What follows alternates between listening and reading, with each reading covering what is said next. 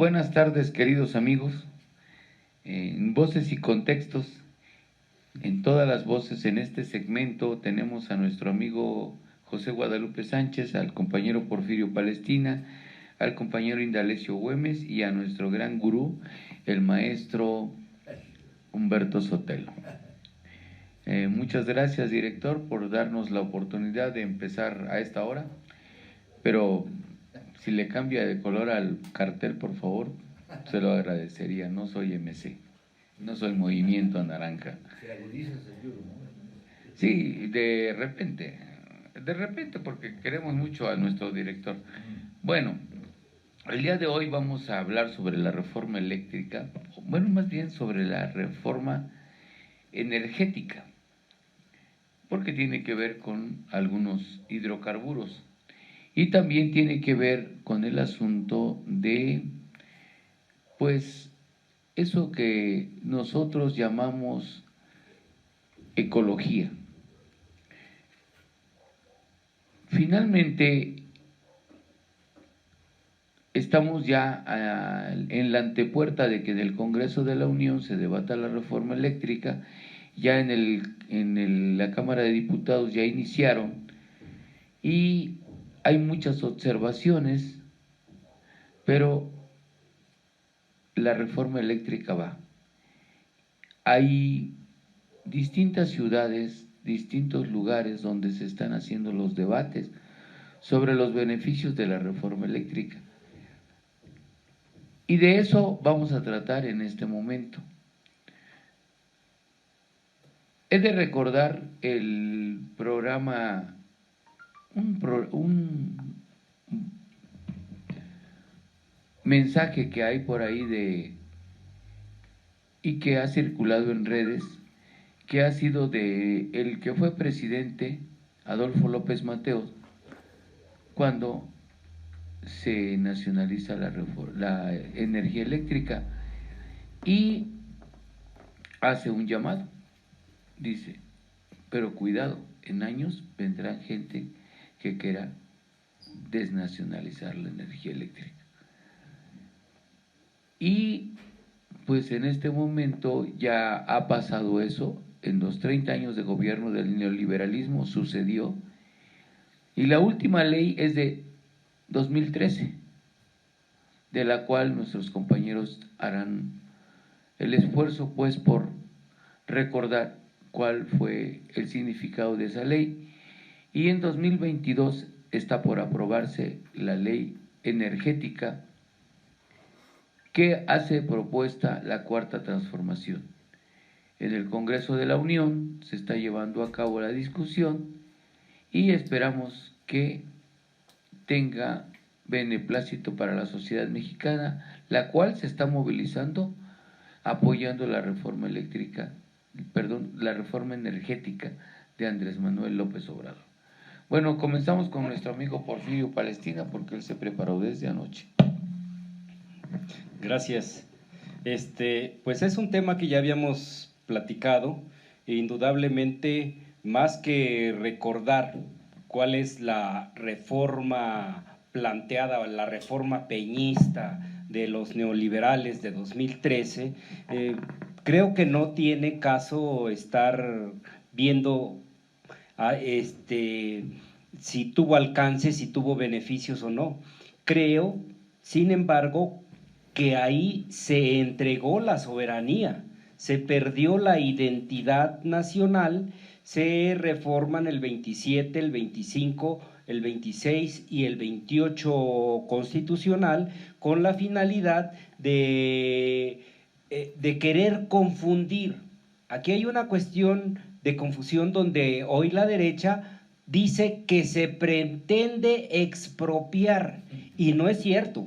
Ojo, no es cierto, porque el cable de luz que llega a la casa de cada uno de los que nos sintonizan no viene de Oxxo, tampoco viene de Bimbo, tampoco viene de FAMSA, tampoco vienen de estas empresas, sino lo que han hecho estos señores es crear unos transformadores para utilizar o generar ahorro de energía, que eso es diferente. Y no es un planteamiento de que fue una reforma. Creo que se perdió la identidad de la propia Comisión Federal y que en el gobierno de Calderón se hizo una situación contraria. No solamente quisieron irse contra el asunto de la energía, sino que además golpearon a luz y fuerza y despidieron a miles de trabajadores con la finalidad de que el propio sindicato, y al desaparecer Luz y Fuerza, pudiera abrirles el camino, porque Luz y Fuerza era un sindicato, tenía un sindicato de combate, de lucha, de defensa a la integridad de la nación. Y creo que por ahí va la cuestión. No es plantear si esa reforma fue buena o fue mala. Yo diría que fue pésima, y puede encontrarse otra palabra un poco parecida, pero es lo más carente de razón que se haya tenido para disfrazar de cómo yo, teniendo una factura de un carro, te presto un carro y digo que ahora, como tú lo estás ocupando, lo utilizas, y resulta que yo soy el dueño, me vas a, quieres que yo te pague la gasolina, que te cuide el carro, que lo ojalatee, que lo mantenga en condiciones, y eso es lo que están pretendiendo hacer los supuestos contratos leoninos que han realizado para quedarse con la energía eléctrica. Yo por ahí lo dejaría para que nos vayan ilustrando los maestros. Bueno, muchas gracias. Finalmente, la parte más importante es para aclarar lo que significa la energía eléctrica para los mexicanos. La importancia que tiene esta industria para nosotros, y cómo es que durante 30 años el neoliberalismo trató de justificar el hecho de que fuera vendiendo la paraestatal, pues no vendiendo, porque no recibimos dinero para las arcas mexicanas, entregando, regalando a las industrias extranjeras nuestra energía, y se justificara con la ley. Por eso es que las empresas españolas, y si ustedes leen El País, en algunos casos son los que más están interesados en que no se haga la reforma eléctrica, porque es demeritar que las empresas controlen el flujo de energía eléctrica. Escúchenme bien, es el flujo de energía eléctrica, la que consumimos. Ellos se volvieron en intermediarios, pero además en los dueños. Dicen que tienen una concesión por años de esa energía, se la compran a Luz y Fuerza, ellos son los beneficiarios, cobra la Comisión Federal de Electricidad, perdón, porque Luz y Fuerza ya desapareció. La Comisión Federal de Electricidad cobra y les tiene que pagar a los señores empresarios. En lugar de que ese recurso quede para beneficiar a toda la industria eléctrica, les tenemos que pagar a los señores empresarios extranjeros, además, el consumo de energía eléctrica. El maestro Indalecio Güemes nos hablará sobre el tema de la reforma al artículo 25, 27 y 28 de la Constitución Política de los Estados Unidos Mexicanos. Bueno, buenos días, compañeros, y gracias por escucharnos. Quiero ubicar esta reforma que fue salió del Ejecutivo para que sea aprobada en el Legislativo, y por cierto tienen que ser 2/3 partes porque es una reforma constitucional. El Ejecutivo la envió el 1 de febrero del 2021, es decir, vamos a cumplir, ya cumplimos 2 años de que esta iniciativa ya está sobre la mesa y efectivamente se tiene que discutir y aprobar. Esa es una cuestión que hay que subrayar. La otra es que, a final de cuentas, es un golpe al neoliberalismo, es decir, la propuesta de esta reforma.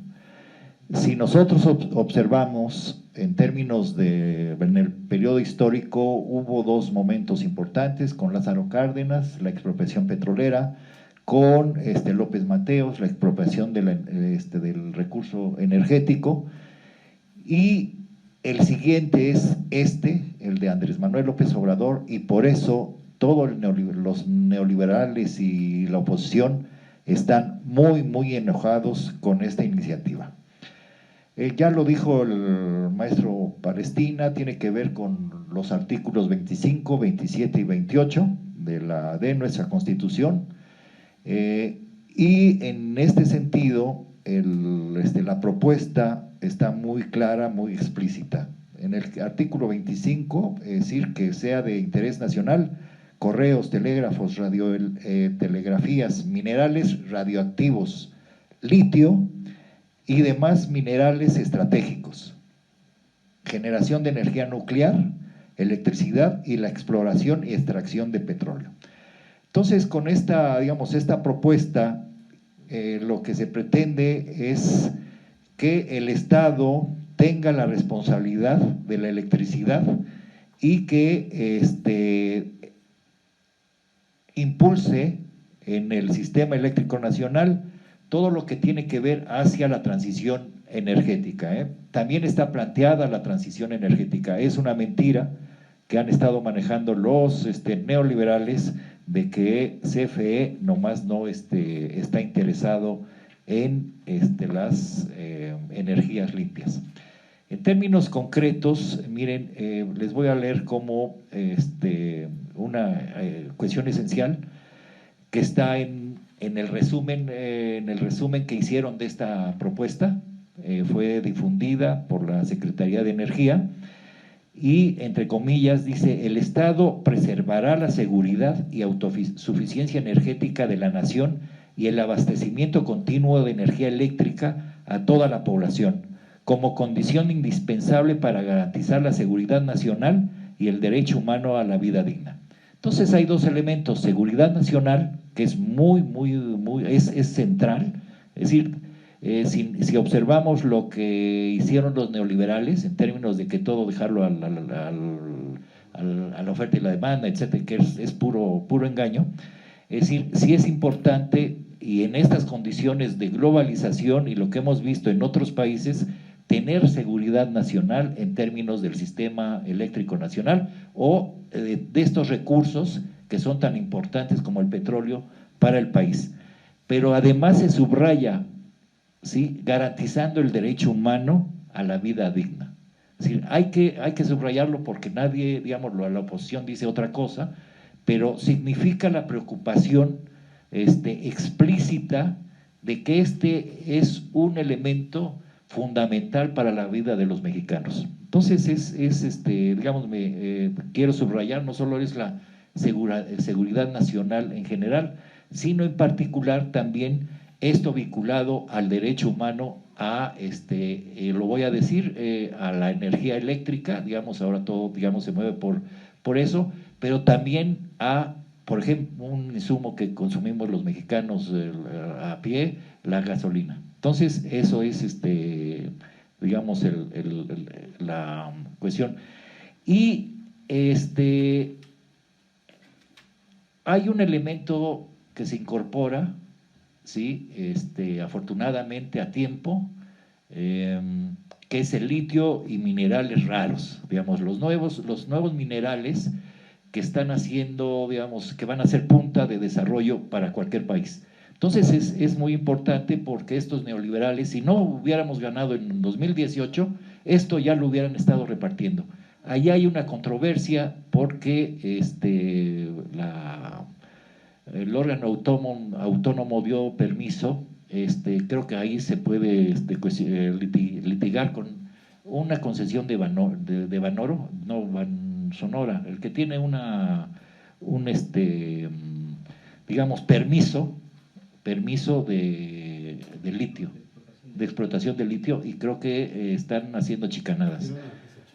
Ajá. Entonces, bueno, ahora, ya para cerrar, digamos, es muy importante esta reforma, digamos, que es volver al interés nacional, es decir, todos estos insumos, ¿sí?, que sean de la nación y de los mexicanos y efectivamente para nuestro servicio, digamos, para nuestro bienestar. Voy a terminar con algo que se ha estado discutiendo mucho y que es el engaño de la oposición. Miren, ¿cómo ha estado funcionando este sistema eléctrico y cómo le han dado preferencia a las empresas extranjeras?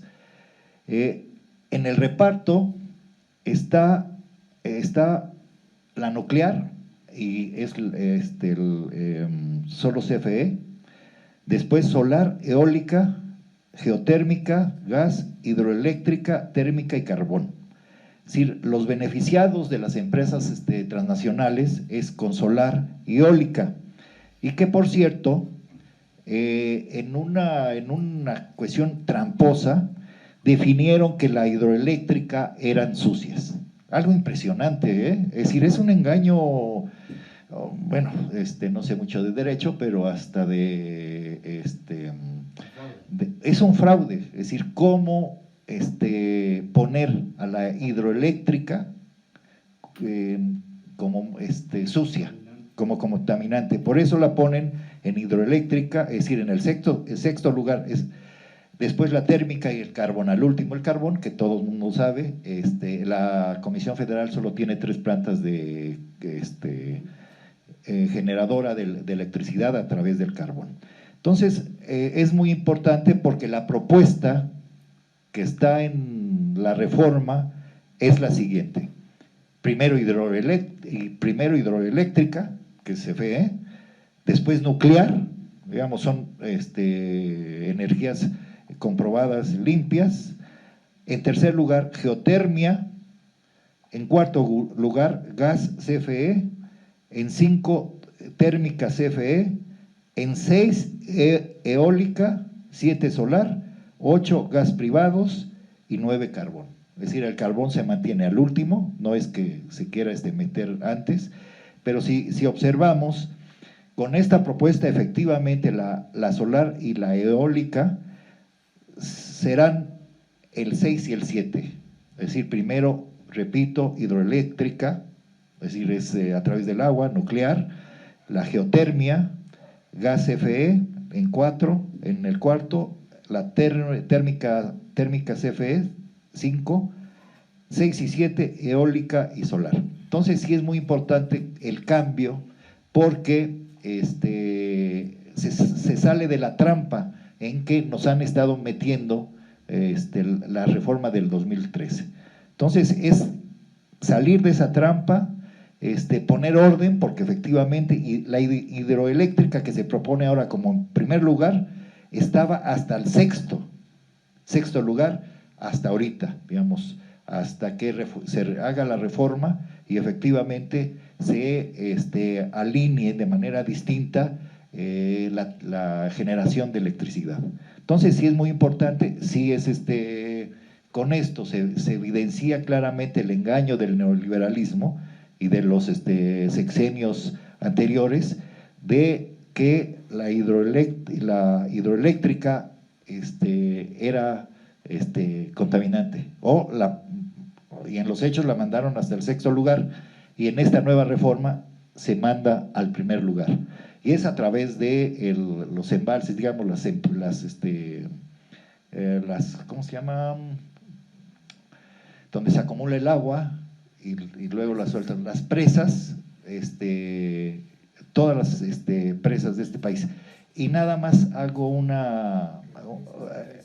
ya para terminar con relación a la hidroeléctrica, miren, las empresas españolas son tan zánganos que lo que hicieron en España fue vaciar las hidro para efectivamente no darle prioridad a las que estaban construyendo, que es la eólica y la solar, y efectivamente en España están en crisis, ¿no? Entonces, ahí yo la dejo. Maestro, nada más una cuestión de argumento que quisiera preguntar.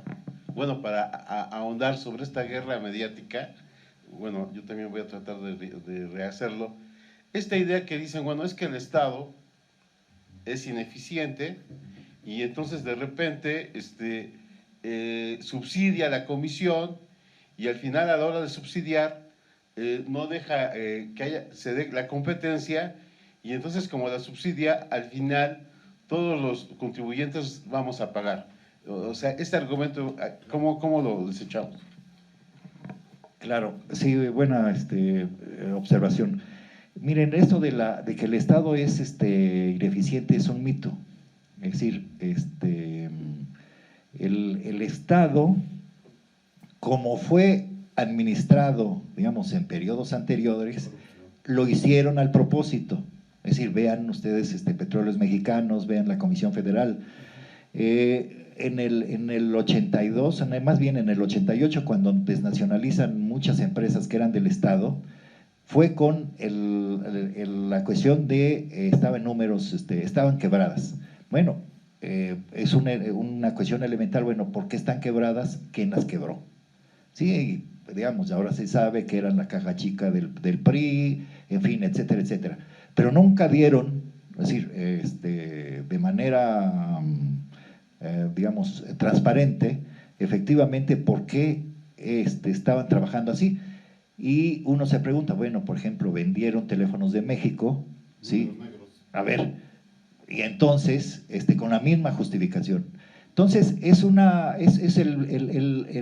idea del neoliberalismo que lo ponen de tal manera que todo mundo decía, efectivamente, hay un Estado que es mal administrador. Yo creo que eran mal administradores los neoliberales porque llevaron casi a la crisis a Pemex y a CFE. Y todo, es decir, con esta justificación, decir la empresa privada es lo máximo. Pues no, es al revés, es decir, la empresa privada tiene su función y efectivamente tiene que ser eficiente, pero también el Estado, ¿sí?, tiene que ser eficiente, transparente y que efectivamente se sepa, digamos, la propuesta a mediano y a largo plazo de cómo ir hacia la transición energética. Dicen también que no tiene dinero. Pues sí, claro que no tiene dinero. Es decir, en estas condiciones, porque están subsidiando a las empresas privadas. Entonces, sí se tiene dinero, es decir, se puede generar dinero, tanto en Petróleos Mexicanos como en Comisión Federal de Electricidad, y se rompe el mito de un Estado mal administrado. Es decir, por ejemplo, si ustedes, con este mito, si ustedes observan cómo gasta el INE, cómo gastan estos organismos autónomos, y va completamente en contra de que sean eficientes. ¿El INE es eficiente? Pues no. O sea, los organismos autónomos que tienen salarios altísimos tampoco. Entonces, el Estado, si se observa con los ahorros que se ha hecho con la austeridad republicana, efectivamente hay recursos que se pueden, digamos, aprovechar en un sentido nacional. Entonces, esa es la idea, aprovechar esos ahorros en un sentido nacional, pero también generar recursos, o sea, esto está muy claro, generar recursos productivos para todos los ciudadanos, para el desarrollo social y la dignidad humana. Entonces, bueno. A mi lado se encuentran el compañero Porfirio Palestina, el compañero Indalecio Güemes, que han hecho una serie de observaciones muy importantes sobre lo que es el artículo 25 y su reforma, lo cual significa para nosotros algo de mucha importancia. A pesar de haber tratado este tema aquí en Voces y Contextos, es muy importante que nosotros les hagamos saber a los que nos escuchan y se socialice, se difunda, es cómo la Constitución Política de los Estados Unidos ha sido, también ya lo discutimos como tema, cómo ha sido cambiada, textos reformados de parte de los gobiernos neoliberales, y cómo le quitaron la fortaleza que tenía nuestras industrias.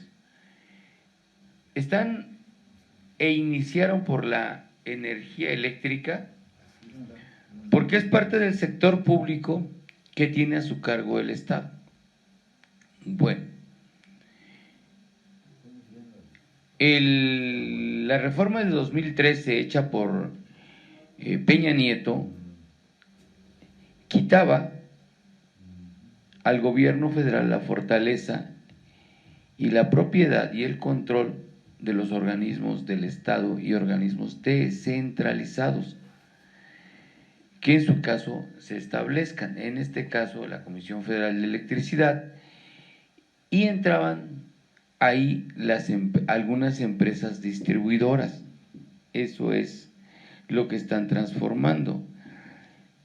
Y en el caso de esta ley es muy importante, y para allá vamos con José Guadalupe Sánchez, que es abogado, que nos fortalezca la idea del por qué esta ley ha tenido que ser cambiada en su texto. O sea, porque ya fue reformada. Dice en el párrafo 7º, el Estado preservará la seguridad y autosuficiencia energética de la nación y el abastecimiento continuo de energía eléctrica a toda la población como condición indispensable para garantizar la seguridad nacional y el derecho a la vida digna.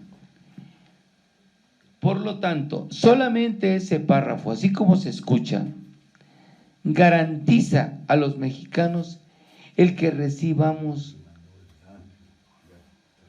la energía eléctrica, porque dice, y el derecho a la vida digna. Todos los mexicanos debemos ser garantes a esta ley. Y en donde entran las empresas transnacionales, por cierto, creo que los gobiernos anteriores todos eran españoles.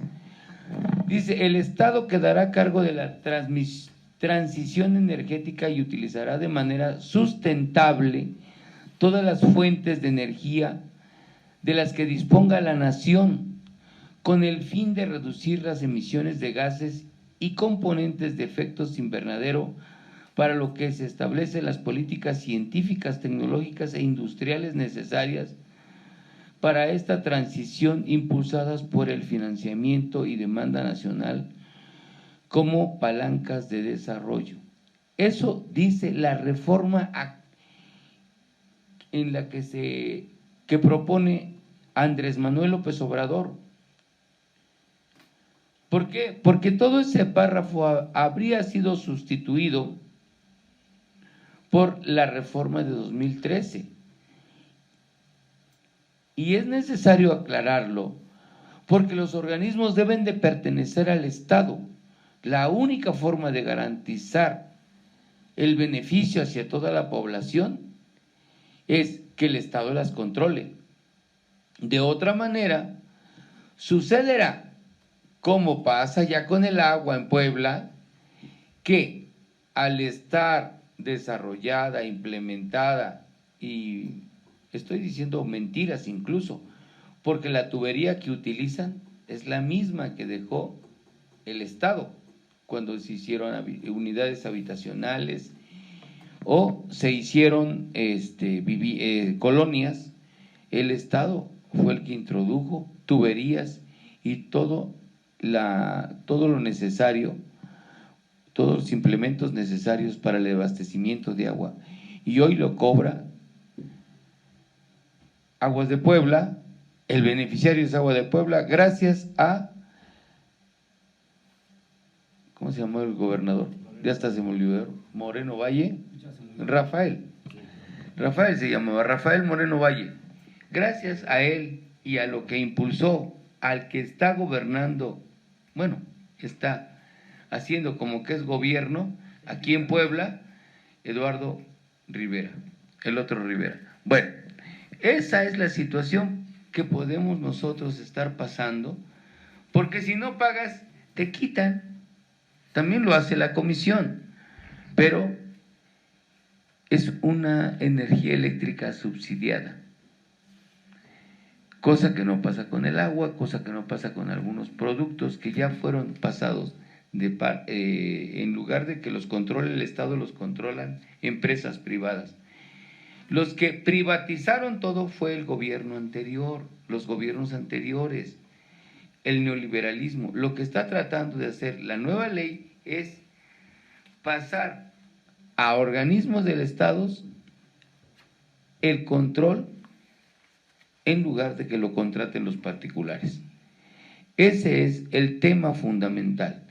Y que hago hincapié porque lo platicaba con mi director el día de ayer, con Sinar Suárez, que es importante que nosotros insistamos con la gente de que la reforma eléctrica o la reforma energética es en beneficio de toda la sociedad.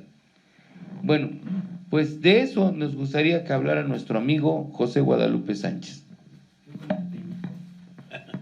Sí, muy breve. Primero, esta parte que habíamos analizado precisamente en los orígenes de la Constitución y que de alguna manera remarca el maestro Indalecio con el nuevo planteamiento, ahí se habla precisamente de que el Estado es el poseedor y dueño del suelo y del subsuelo y del espacio, yo diría, el 27. Bueno, ¿qué pasa ahí? Y en esta idea precisamente de que, como lo decía el maestro Palestina, decía que le daba esa caracterización al constituyente del 17 de que era un Estado social, y creo que aquí hay una visión también del Estado mexicano en plantear la intervención del Estado en una economía mixta, porque efectivamente el 27 también reconoce la propiedad privada. Viene esta crisis de los 70s, la crisis del Estado del Bienestar, y empiezan reformas a nivel global, y algo bien curioso que había que analizar es el caso de Chile, porque pese a que se dio el golpe de Estado en 1973, algo que hizo Salvador Allende fue nacionalizar la industria del cobre, y después resultó que pasó el tiempo y esta empresa siguió siendo fundamental y vital para el desarrollo de Chile. Y ahorita en este momento yo no sabría qué está pasando, pero jugó un papel, incluso estaba en la bolsa de valores, a pesar de que tenía el propio Estado. Bueno, viene esta embestida y en los 80 se dan estas reformas constitucionales también, bueno, esta idea de privatizar, apostarle todo al mercado, y estas que se consolidan precisamente en el aspecto energético en el 2013. Y nuevamente hoy, así como lo dijo hoy el economista y jurisconsulto Indalecio Güemes y el maestro Palestina, de cómo se retoma esta idea de la rectoría del Estado. Y en ese sentido a mí me parece que ahí también es bien claro, bueno, ya lo habían mencionado, donde el Estado va a tener el 54% de presencia en este sector y el 46% de iniciativa privada. Es decir, no se está haciendo a un lado a la iniciativa privada. Por este aspecto que decía el nuestro Sinar, decía, bueno, ¿Por qué reiterar en el tema? Precisamente para hacer ver que el Estado en esta reforma, en las reformas neoliberales del 2013, 2014, fueron precisamente para apuntalar a las grandes transnacionales, a hacer incluso contratos leoninos y que beneficiaban más a estos sectores que a la propia sociedad. Bueno, hoy en esta idea, ¿qué podemos ver? Apenas, bueno, y quiero decirlo aquí públicamente, y vinieron algunos expertos de la industria eléctrica y petrolera de Rusia, ¿no? Y ahí se planteó efectivamente que el papel estratégico del Estado y para impulsar y reactivar a todos los sectores productivos era necesario que el Estado tuviera la rectoría. Y así vemos incluso algunos otros países de Europa cómo el Estado juega un papel fundamental. Luego esta parte, y ya para terminar y dejar hablar al maestro Sotelo, que obviamente nos va a rematar a todos, esta idea de lo que estaba diciendo el maestro Indalecio, que es bien importante. Es decir, si algo pasó dentro del neoliberalismo, es que efectivamente había algunas empresas que no las debía de tener el Estado. Yo puedo decir, por ejemplo, producían bicicletas, producía Dina, bueno, eso va para la empresa, puros, hasta alfileres, todo. Pero efectivamente en esa idea se remataron muchas empresas, y hay que decirlo públicamente porque el maestro Indalecio sí lo dijo, pero más fuerte. La empresa Telmex tenía números negros o eficientes, y se remató esa empresa. Casi se la regalaron en la idea de que era ineficiente. En el caso Salinas Pliego no puedo decir nada porque tuvo el Canal 13 a partir de una concesión del propio Estado. Y luego todavía recuerdo cómo a fines del 2000, había que buscar la nota, aparece una remanda de Raúl Salinas en contra de Raúl, en contra de Salinas Pliego. Había que ver qué pasó ahí, ¿no? Pero bueno, entonces efectivamente se remataron las empresas, se regalaron casi, y ni siquiera esos ingresos sirvieron para equilibrar las finanzas del Estado. Después ya vemos que pasó lo del 94 con Zedillo, que dio información y se dio lo del Fobaproa. Y entonces lo que aquí estamos viendo es que hay un sentido de recuperar al Estado como impulsor del desarrollo energético, pero también del desarrollo social. Dicen, y hemos visto a tipillos, ¿no?, que era esta última parte que abundaba el maestro Indalecio, que dicen, bueno, es que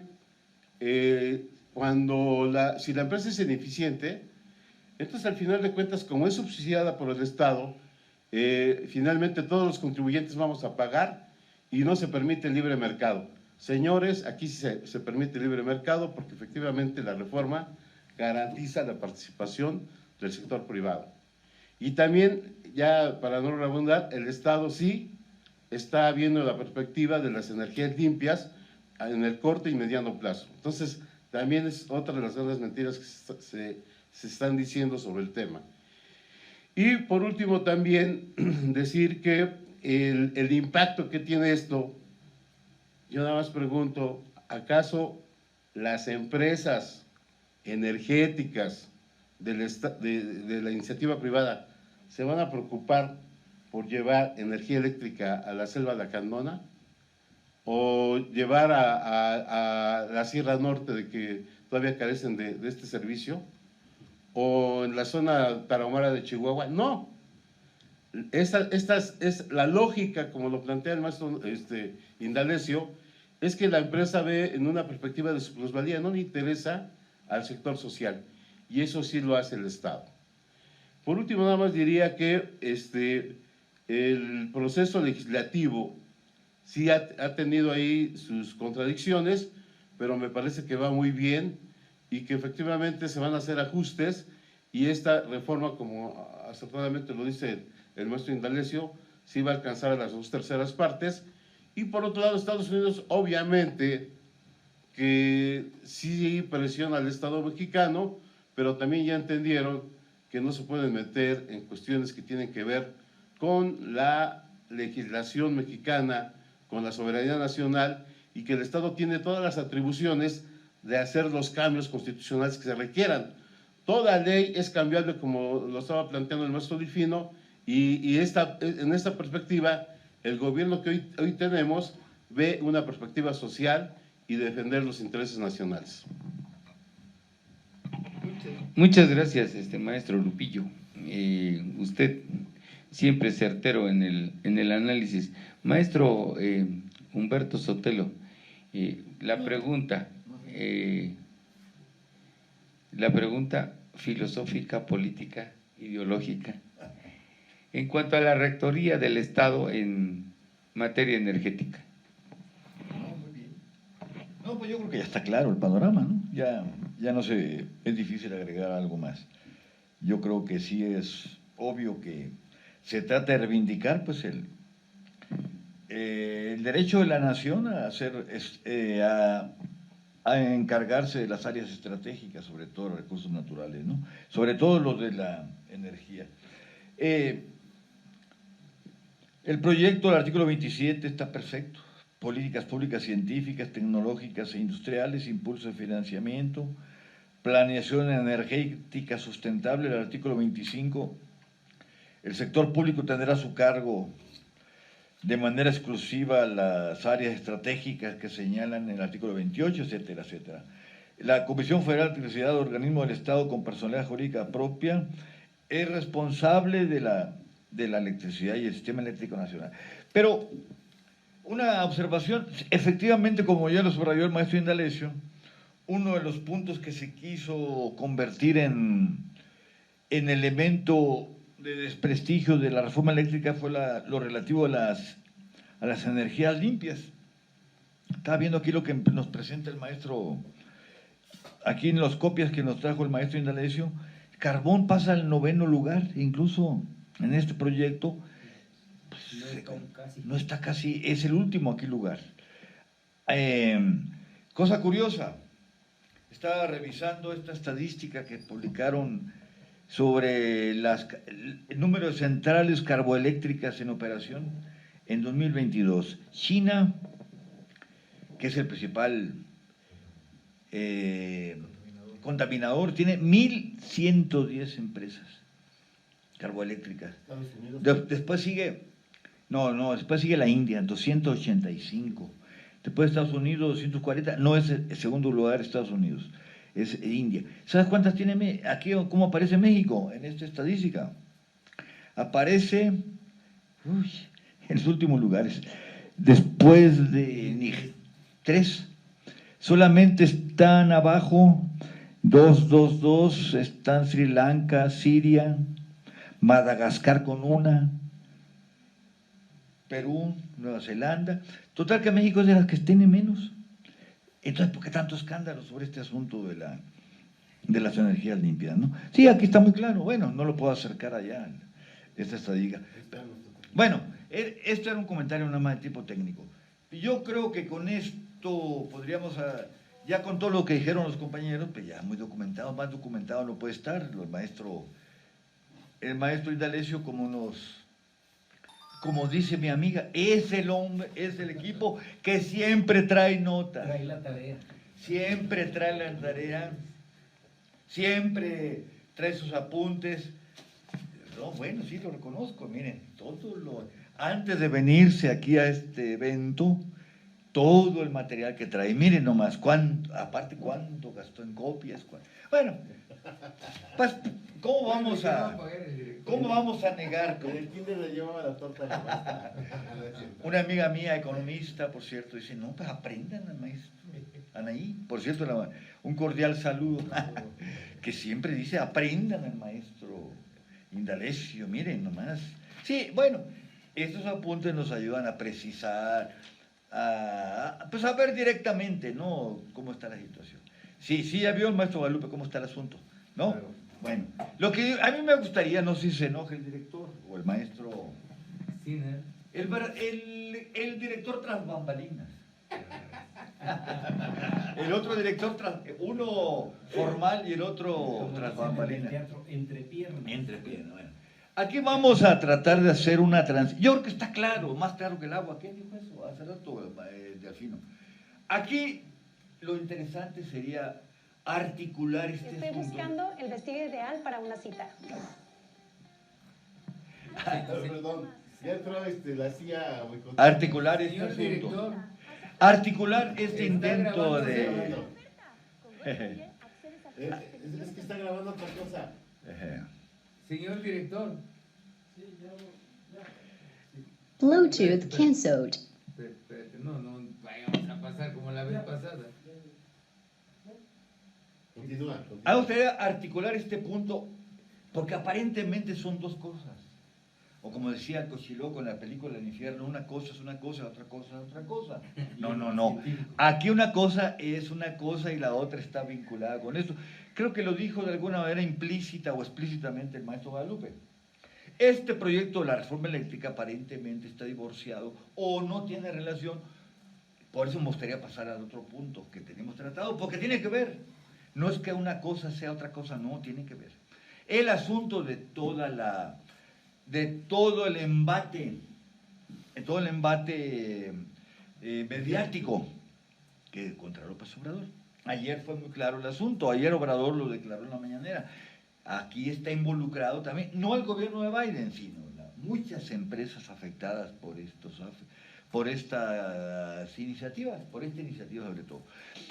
Esto lo quiero involucrar, no sé si están de acuerdo, para pasar a una transición suave, de energías limpias a lógicas claras, Contaminación periodística. a lógicas para enfrentar la contaminación periodística, que no es... Yo creo que aquí nos falta un poco de... No de claridad, está totalmente claro. ¿Cómo articular este asunto para que quede explícito en nuestro pueblo? Y no son problemas intelectuales de razón. No. Hace rato el maestro Guadalupe, tomé nota, lo dijo, no sé si con esta intención, pero creo que sí. Ya revisando todos los documentos, ¿cómo se le llaman? Desclasificados del Pentágono y de la CIA. Lo que sucedió en 1973 en Chile estuvo claro.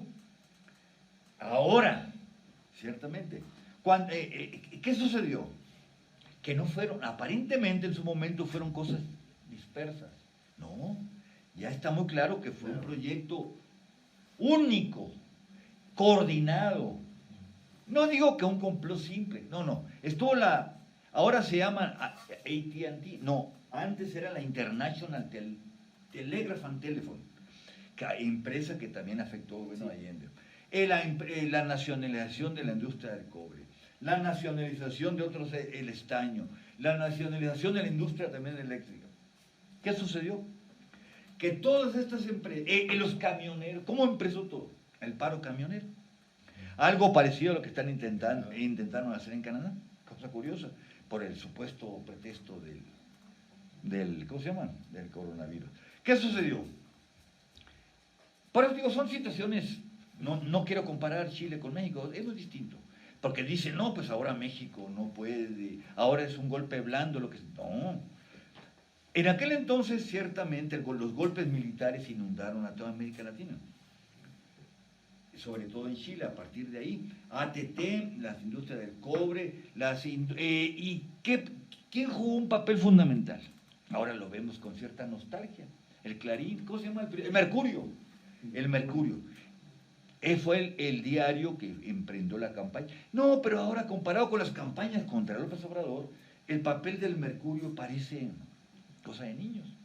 Ahora es una campaña mediática muy compleja, muy orquestada, y que tiene que ver, ¿qué tiene que ver Iberdrola, España? ¿Qué tiene que ver las empresas afectadas por los proyectos que nos mostró el maestro Inalesio? No, sí hay, bueno, faltan elementos de demostración, pero yo creo que ya empieza a verse los puntos de conexión de este nuevo paradigma, llamémosle provisionalmente nuevo, un nuevo paradigma de enfrentamiento a este problema.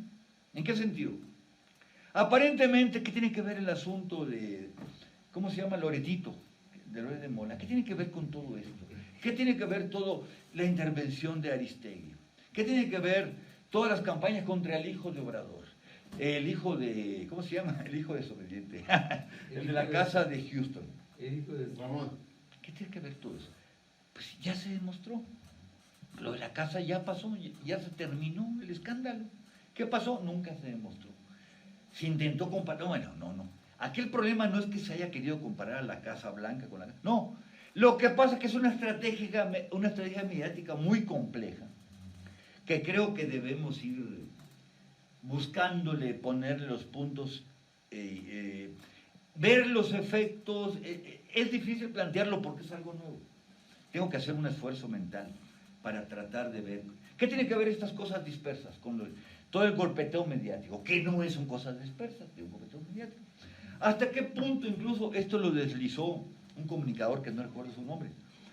Es un panorama totalizador, complejo, donde apenas empieza el hilo, la urdimbre. ¿Qué tiene que ver los asesinatos de periodistas? Es dosificado. Es una estrategia muy compleja, porque no, efectivamente, a diferencia del 73 en Chile, no puede haber un golpe de Estado. Bueno, puede haberlo, pero no es difícil. Ahí López Obrador, por eso, inteligentemente, el ejército mexicano siempre es difícil. Bueno, así era en Chile, ¿no? Que era imposible, pero bueno, es más complejo. Entonces, ante la dificultad de recurrir al golpe duro, al golpe militar o al golpe, a un golpe de ese tipo, ahora estos organismos ya no son solamente a través de las instituciones castrenses o las instituciones, las transnacionales incluso, son a través ahora de todo ese complejo orgánico, porque no, eso lo dijo muy claramente el Fisgón en el debate que tuvo con Carmen Aristegui, no sé si lo vieron, muy interesante. Carmen, pero que no te das cuenta, le dice el Fisgón, que tras esto hay una, no le dice paradigma mediático, pero de alguna manera está implícito. Aquí hay un proyecto, Carmen, le dice el Fisgón, de desbaratar. ¿Cómo vas a enfrentarte a Obrador si ya no puedes hacerlo de otra manera? El prestigio de Obrador sigue siendo alto. A través de la presión mediática. ¿Cómo? No hay día que no haya un golpeteo mediático. Aquí, el otro día Sinar nos mandó una información muy interesante sobre el nuevo proyecto de golpe blando. No, aquí la única diferencia es que es un golpe, no blando, porque es una saturación de elementos de ataques, ¿no? Está implicado Claudio González, están implicados estos medios de comunicación. Entonces aquí viene este asunto del nuevo paradigma. ¿Por qué es importante aclarar esto?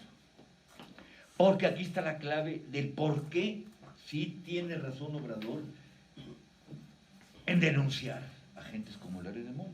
¿Por qué? A lo mejor en la nueva ley, aquí falta esto. No sé, en la nueva ley, aquí no he visto ese asunto. Aquí no he visto ese asunto. ¿En dónde va a formar parte esto? La reforma a lo que se refiere a los medios electrónicos. Porque esto tiene que ver también con los medios electrónicos. ¿Qué pasa? En el espacio, las ondas hertzianas, es donde se está llevando a cabo esta embestida mediática. Entonces, ¿cómo poder tener una ruta crítica? Pues el pago a gentes como Loret de Mola. ¿Quién le está pagando a Loret de Mola? ¿De dónde viene el capital para pagarle empresas mediáticas? ¿De dónde viene ese capital? ¿De dónde viene ese dinero? Y por eso Obrador está diciendo, no solamente hay que investigar eso, sino ver quién, de dónde, quién está sufragando. Y agregó ayer Obrador o antier a empresas estadounidenses, ¿no? Entonces, ahí está muy interesante esta ruta crítica. Yo creo que en la reforma, tarde o temprano, apunto hacia acá. No, es el segundo tema, pero está articulado por eso busqué esa transición, porque lo demás ya lo explicó muy bien el maestro Güemes, ya lo explicó muy bien usted también, entonces ya no había que echarle. No, aquí la complejidad es cómo empezar a desbrozar el terreno para aclarar este panorama. Va a ser difícil porque no es algo novedoso, esto no era algo clásico. No. Esta embestida mediática es algo más que Loret. Esta embestida mediática es algo más que Claudio X González, es algo más que simples ataques. No, también está articulado. ¿Cómo se intenta desprestigiar Obrador? ¿De qué manera? ¿Vieron los paros de los periodistas en Tijuana? Vieron los paros de los periodistas en algunos lugares del norte. Se está conjuntando En el Congreso. en el Congreso también. En Sonora. Exactamente. Balaceras, cerca de mi pueblo, en Caborca, 6 horas de balacera. Entonces la investigación mediática, no vieron la forma como Milenio presentó esta nota. Y vieron toda la nota en todos los medios de cómo salió lo de los periodistas. Vieron la manera como se ha manejado todo esto, combinado con las situaciones aparentemente aisladas del hijo del orador de la Casona. Entonces todo esto nos está dando el indicio, como señala de alguna manera el Fisgón. Oye, salió más inteligente de lo que yo esperaba del Fisgón. No había visto buena.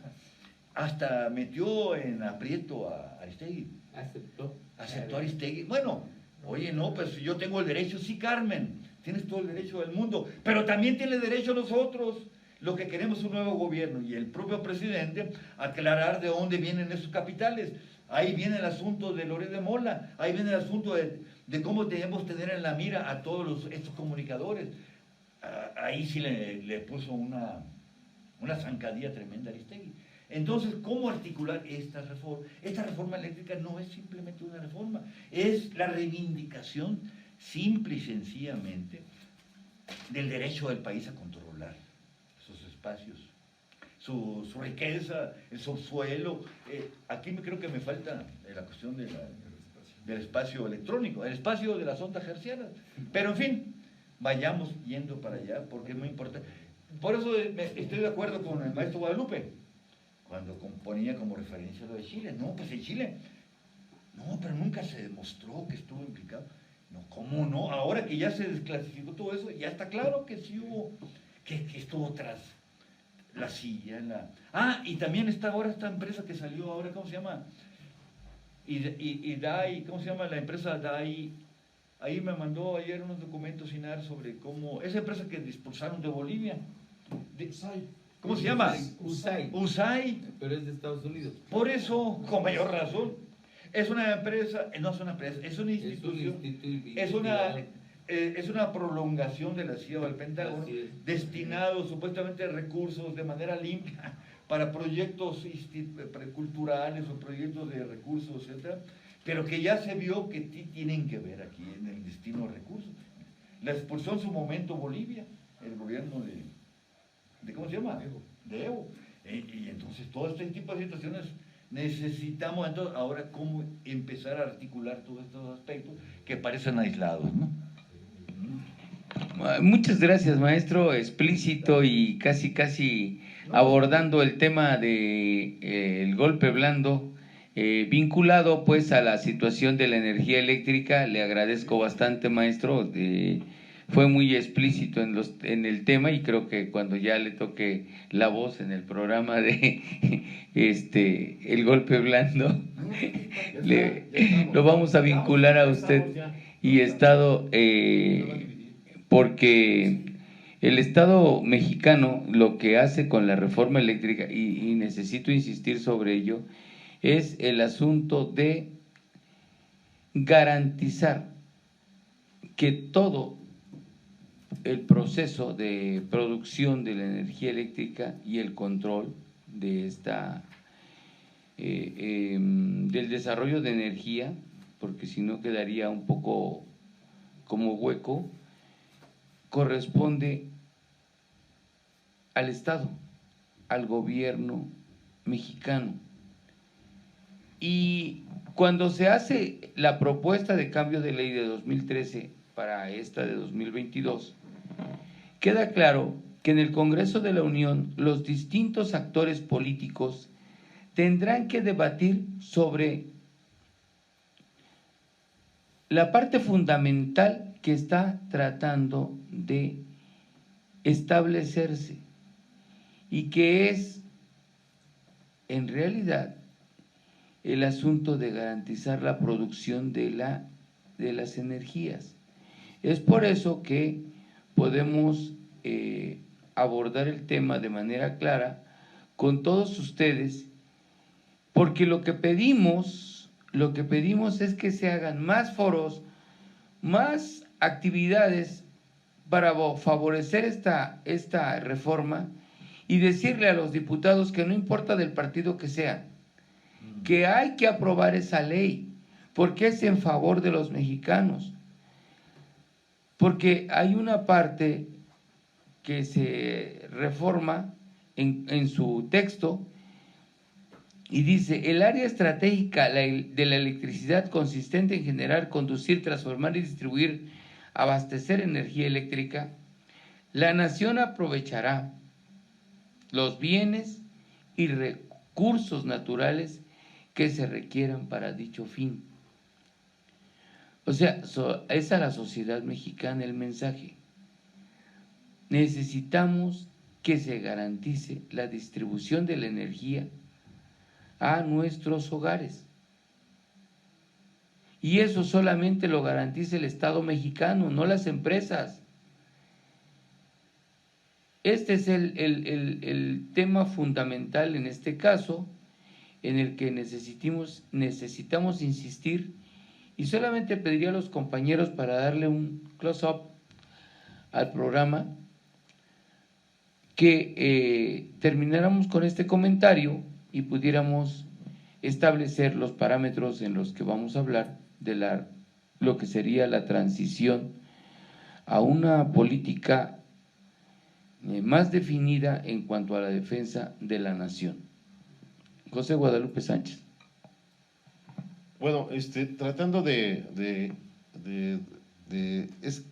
establecer los lineamientos del programa, me parece muy bien el hecho de cómo que va a ser el punto de arranque del otro tema, es que efectivamente lo que hoy necesitamos es divulgar más en la población, y replantearía también esta idea de los foros, de ir a asambleas con la sociedad civil, y así como lo planteó el maestro Indalecio, de cómo didácticamente podemos expresar cuál es la esencia de la reforma energética. Por el momento yo me contengo ahí. Gracias.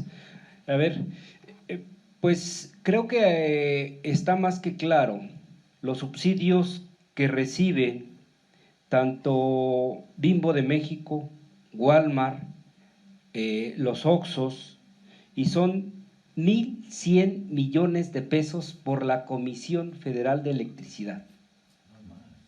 Ese es el que fue destinado en el 2020.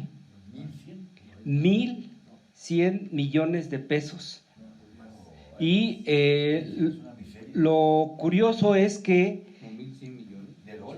No, eso es lo que se le destina. Pero lo curioso es cuánto deben aparte de esto, porque el Oxxo, la tienda de Oxxos debe 67,000 millones de pesos que no han ingresado a la nación. Pero aquí viene lo curioso que se viene a dar de esto, es el absurdo que podríamos decir, bueno, podemos ponerle muchas formas, o hasta que raya en el grado de estupidez. ¿Por qué? Porque están poniendo generadores privados, y no es de que me llevo en este cable, cómo me llevo la energía, no es de que llego al Oxxo, me da 5 kilos de energía porque necesito para mi casa, necesito 1 litro de energía. No, se está ocupando los mismos cables de Comisión Federal de Electricidad, se está utilizando la estructura del Estado para esto. Entonces, rompe con esta situación de una ley que curiosamente les afecta. Y lo peor de ello es que ellos no han invertido, estas empresas le están haciendo a un ensarapado o digamos un arlequín, es el payaso comodín que se ocupa para ver qué es lo que sacaban del Estado. Y entonces nos encontramos, por ejemplo, que muchas de estas empresas ¿qué es lo que están haciendo en España? España lo tienen quebrado, a España la tienen sin energía, la gente no puede pagar la energía. Y aquí, por ejemplo, en el caso de Puebla, que tenemos dos plantas muy grandes, que es Nuevo Necaxa y La Soledad, en las dos partes de la sierra, en la Sierra Norte y en la Sierra Nororiental, pues se tiene que defender. Y creo que defender, ya se manifestó, es la soberanía, tanto en su territorio, en el suelo, subsuelo, y en la parte aérea. Y esta parte de las ondas hertzianas también es parte de la defensa de la soberanía. Y es natural que se sientan ofendidos porque muchos de estos están involucrados. ¿Y qué es lo que tiene que hacer Iberdrola? ¿Qué es lo que tiene que hacer el país? ¿Por qué todos estos alimentan a los golpeadores mediáticos en contra de Andrés Manuel?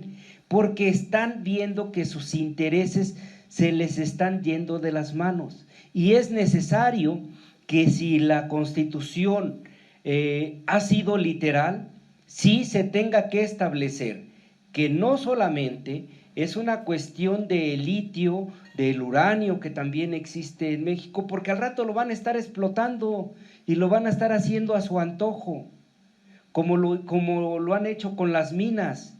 Entonces, creo que es necesario que se establezca una política más fuerte, más seria, pero ahí es donde tienen miedo, y tienen miedo porque se les está yendo de las manos. Y lo curioso, los golpeadores que se volvieron también los expresidentes, el mismo Salinas, Zedillo volviéndose asesor de ferrocarriles, Calderón también siendo empleado de las empresas energéticas. Bueno, es una verdadera vergüenza. Primero venden la nación, se van de chalanes y ahora resulta que son los defensores de la patria.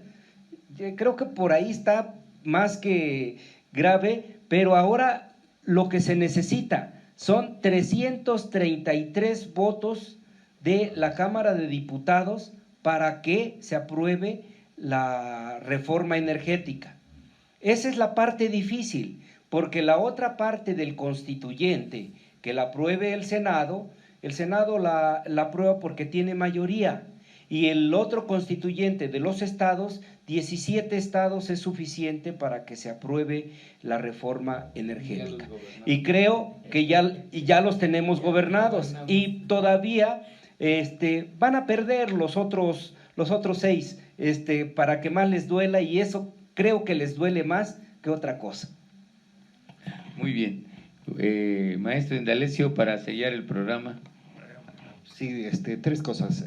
Primero, solo para precisarle a Pale, son más o menos el cálculo del subsidio es cercano al monto de lo que significó Fobaproa, que son 400,000 millones de pesos. Es altísimo. Digamos, sí, bueno, en segundo término, para cerrar, miren, esta cuestión es también tiene que ser votada, y me refiero a que en el estado de Puebla tenemos 15 diputados federales. De todos ellos, 4 son de oposición, es decir, son panistas: Mario Gerardo Riguestra, Carolina Beauregard, bueno, el apellido, Humberto Aguilar y Ana Teresa Yo creo que se tienen que impulsar no solo foros, sino efectivamente ver la manera de cómo consensar para presionar y que efectivamente esos 4 votos que tiene aquí la oposición se incorporen a apoyar la reforma energética. Y para terminar, creo que sí, después, efectivamente es muy interesante lo que dijo el maestro Sotelo sobre los cabos sueltos. Creo que efectivamente es uno de los cabos la reforma energética. Gracias. Bueno, pues muy buenas tardes. Hemos concluido este programa de Voces y Contextos, todas las voces. Aquí le damos las gracias a nuestro director y también a Dianita, y nos vemos la siguiente semana con un nuevo tema. Muchas gracias.